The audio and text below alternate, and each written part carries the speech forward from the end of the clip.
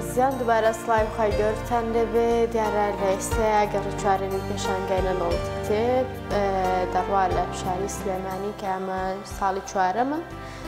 ئەم پێشانگایە کرێتەوە لە ناوچەی داسڵوجە و کۆمەڵێک کتێبخانە و دەستگای چاپ و بڵاوکراوە تێیدا بەشدارن لە وڵاتە جیاوازەکانەوە بەرهەمەکانی خۆیان پێشکەشەکەن و کۆمەڵێک ناونیشانی نوێ و ئەوانی پێشتریش پێشکەشە و سەردانیکەرانە ئەکرێ. دیارە هۆنیا لە سلێمانی وە لە ناوچە جیاوازەکانی تری کوردستان و شارەکانی تری کوردستانەوە سەردانیکەر هەیە بۆ ئەم پێشانگایە و ئەو کەسانش کە بەتایبەت خوێنەرن و هەروەها بەتایبەت چاوەڕێی ئەم جۆرە بۆ نۆمەڕاستیمانن دیارە ئێستا زۆر وەکۆڵێ مشتاقن بۆ ئەوەی کە سەردانی پێشانگاکە بکەن و ئەو ناونیشانانی کە خۆیان مەبەستەتیابی دۆستەوانە و بخوێنەوە و سوودی لەوەربگرن. بەڵێ ئەزامە زۆر بە دەرفەتێکی باشە زانم بۆ خوێنەرانی کتێب لەوەرەوەی کە هەموو بەرهەموو بڵاوکراوەکی تایە کە هەموو چین و توێژەکان دەتوان سوودی لێ ببینن و لەوێ دەبینرێ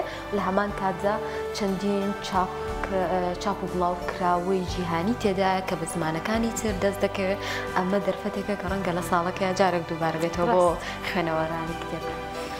بەڵێ ئێستاش میوانێکی بەڕێزمان هەیە لە پێشانگاکەوە لەگەڵمانایە کاکیوە کارگێڕی ناوەندی چوارچرایە. کاکیوە سڵاوی خوای گەورەت لێبێ خوشحاڵین لێرە لەگەڵ مانایی. پێم خۆشە کەمێک باسی کار و چالێکەکانی خۆتانمان بۆ بکەن لە ناو پێشانگای چوارەمی نێودەوڵەتی کتێب.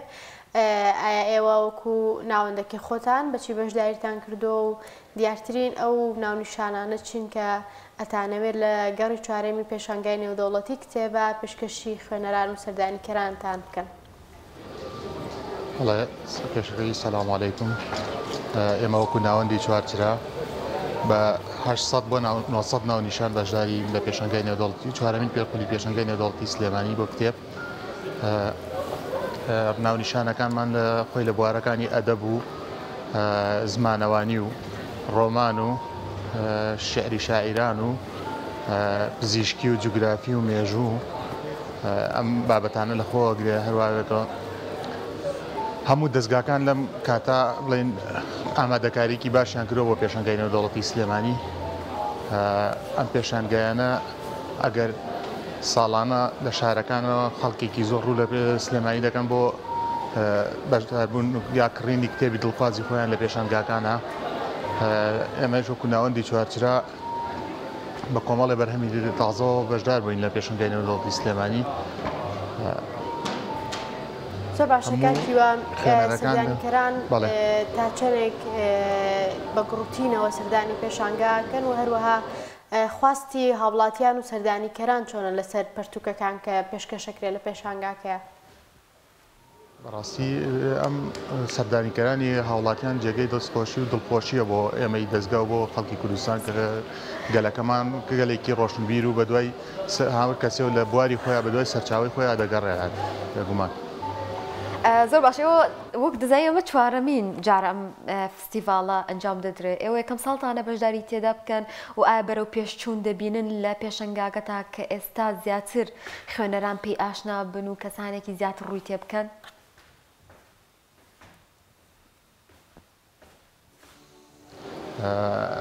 بەڵێ بەڕاستی خوێنەران جێگەی دڵخۆشی پێشوازیی گەرم لە کتێب دەکەن. بەڵام کۆمەڵێ کێشە و گرفت هەبوو ساڵانی ڕابردوو ئەم ساڵ تا حەدی تا ئێستا نەبووە. ئەو گرفتانی بڵێن ڕێگرتنی خۆپیشاندەرانی جەماعەتی خوێندکارانی زانکۆ ساڵان ڕێگر بوو لە هاتنی بڵێن خەڵک بۆ پێشانگای نێودەوڵەتی. بەڵام ئەم ساڵ خۆشحاڵی تا ئێستا نییە. کاتەکاکیوە ئێوە چەندەم ساڵتانە بەشداریەکەن؟ 4 ساڵە بەشداری لە پێشانگای نێودەوڵەتی سلێمانی بۆ کتێب. زۆر باشە. سەرداریکەران زیاتر چین و توێژێک لە خۆ دەگرێت؟ ئایا تەنها خوێندکارە؟ ناوەڵا لە هەموو بڵێن لە بەتەمەن و لە گەنج و لە هەر کەسی لە هەموو بوارەکانی ناو کۆمەلگا کەسەکانی ناو کۆمەلگا بەشدارن لە پێشانگای نێودەوڵەتیە. کاکیوە زۆرترین ئەو کتێبانی کە داواکاری لەسەر خواستی هاوڵاتیانی لەسەر کام کتێبانن کتێبە مێژوویەکانن دینیەکان یاخود بوارە جیاوازەکانی ترن؟ وەڵی لە دەستگاکەی ئێمە بڵێن بە زۆری داوای کتێبی مێژوو ڕۆمانەکان دەکرێت. زۆر باشە. هیچ ناونیشانێکی تازەتان هەیە کە ئەمساڵ تایبەتتان کردبێت پێشانگاکە لە پێشانگاکە یا پێشکەشی بکەن؟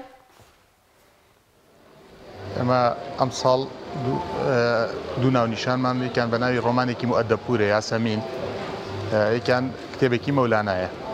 ئەتوانین کەمێک باس لە کتێبەکان بکەین مادەم بۆی کە کتێبێکی تازەیە و ئێمەش لێرە باس لە کتێب دەکەین، حەزەکەین ئاشنایەکەین بە بینەرانمان گەر خواستیان لەسەر خوێندنەوەی ڕۆمان یاخود ئەو کتێبەی مەولانا کە باست کرد تازەیە و کەسانێک حەز بە خوێندنەوەی بکەن ڕەنگە. وڵاهی خوێنەری مەولانا خوێنەرێکی تایبەتن، ئەو کەسانەیە کە حەزیان لە زیاتر لە شتە عارفیەکانە، بەڵام ڕۆمان هەموو تین و توێژەکان حەزی پێ ئەەکەن، چونکە ڕۆمان زیاتر سەرنجی گەنجان ڕادەکێشە بەلای خۆیان. زۆر باش. ئایا هیچ پەیوەندیەکتان هەبووە لەگەڵ وەرگێڕانە لەگەڵ نووسەرانە بۆ ئەوی کە ئەو بەرهەمانەی هەیەە ئێوە هاوکاریان بن و لە پێشەنگاکەدا پەخشی بکەن بۆ بینە بۆ خوێنەرانی کتێب و ئەو کەسانی کە سەردانی پێشنگاکە ئەەکەن، هیچ کۆنتاکتێکتان هەبووە لەگەڵیان؟ هەر دەستگایەک لەم دەستگانەی کە بەشدارن لە پێشەنگای نێودەوڵەتیە کۆمەڵێ نووسەر و وەرگێڕی خۆیان کە کاریان بۆ دەکەن، بێگومان ئێمەش هەر نووسەر و وەرگێڕی خۆمانمان هەیە. لەو نووسەران و وەرگێڕانە کامانن کە دیارن و ئێستا لەگەڵ ناوەندەکی ئێوەیە کار دەکەن یاخود بەرهەمیان هەیە؟ ئەمە وڵایی کەسەکان بڵێن ئەو نووسەرە گەورانە نین کە بڵێن وەکو بەختیار عەلی وەکو نەبەس گۆران و ئەمانە لای ئێمە نین لە بڵێن بەرهەمەکانیان. ئێمە لە فارسیەوە کۆمەڵی نووسەری خۆمان وەرگێڕی خۆمانمان هەیە، بڵێن لە عەرەبیەوە هەمانە، بەڵام ناوەکان ناوێکی ناسراو نین. زۆر باشە کاکیوە. ئێوە چۆن بەشداریتان کردووە لەناو ئەم پێشانگایە یاخود ئەم ساڵ ئەو کتێبخانانە یاخود ئەو دەستگای چاپ و بڵاو کراوانە کامانن کە بەشداریان کردو، چونکە ئەوترێ ئەم ساڵ لە کوردەکانە کەمترین سەردانیکەر یاخود کەمترین دەستگامان هەیە بەشداری ئەم جۆرە چالاکیان کرد بێ. ئەم زانیاری ڕاستە؟ ئەوەی کە من بزانم تەنها یەک دەستگا هەیە لە سلێمانیە کە بەشداری نەکردووە، ئەویش کاک یادگار کتێبخانەی یادگار کە بەشی قانونیە، ئەوانی تریان هەمویان بەشدارن.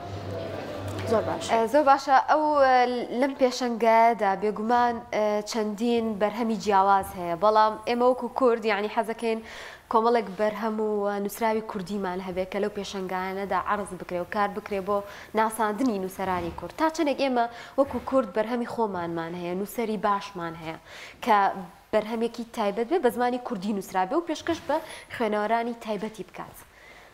ئەتوانم بڵێم بەرهەمەکانی نووسەرەکانی خۆمان زۆربەیان بڵێن وەکو بەختیار عەلی، نەبەس گۆران خواستێکی زیاتری لەسەر و هەموو کتێبەکانەوە.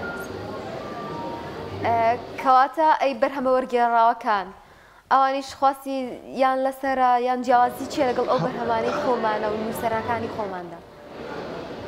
هەموو ناونیشانەکان بە تاکید هەر کەسێ و بە بواری خۆیان بۆ کتێبی خۆی و بواری خۆی دەگەڕێت.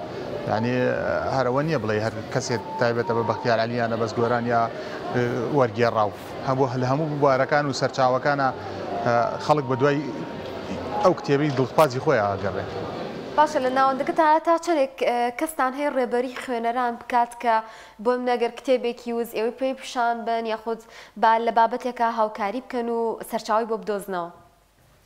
بەڵێ بە تاکید کەسێکمان تایبەت کردو بۆ بەشارانەی کە بڵێن کەسێک کە بە دوای کتێبێک ئاگەڕێ بۆی نادۆزێتەوە، ئێمە و کەسە خۆی سەرپەرشتی بەشەکەیەکە و کتێبەکانی بۆ دۆزێتەوە و پێڵێ کام کتێب باش و کام کتێب خراپ کام سەرچاوەیان چ بابەتێکی تایە. بەڵێ عەزیزان، زۆر سپاس بۆ بەڕێز کاکیوە محەممەد کاریگەڕی ناوەندی چوارچرا لە پێشنگای نێودەوڵەتی سلێمانیەوە لەگەڵمانە بوو. ئێمە زۆر سپاس دەکەین. سپاس بۆ ئێوەش.